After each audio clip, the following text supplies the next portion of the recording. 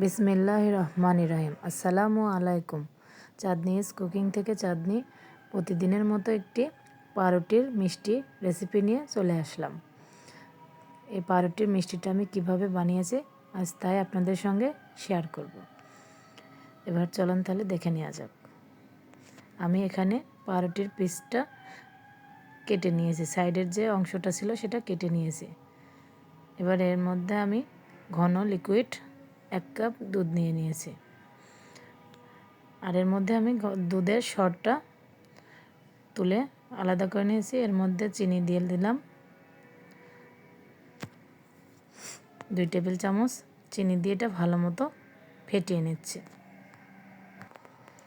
এবার এই মিশ্রণটা আমি ওই দুধের মধ্যে ঢেলে দেব।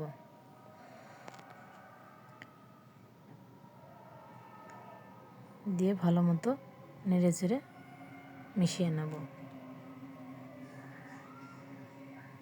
এবার আমি এখানে একটা ব্লেন্ডারের জারের মধ্যে কিছু কাজু বাদাম, পেস্তা বাদাম, কাঠবাদাম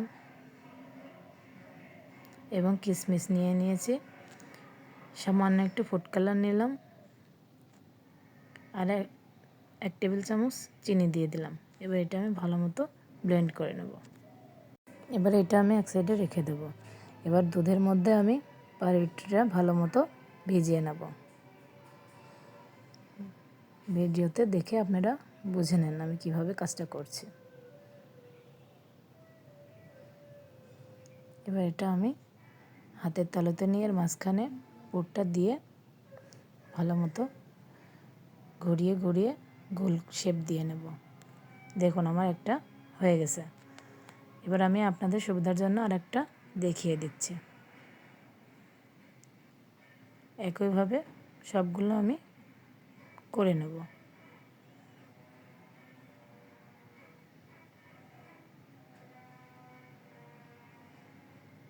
এভাবে আমার সবগুলো করা হয়ে গেছে। এবার আমি দুধটা উপর থেকে ছড়িয়ে দিচ্ছি।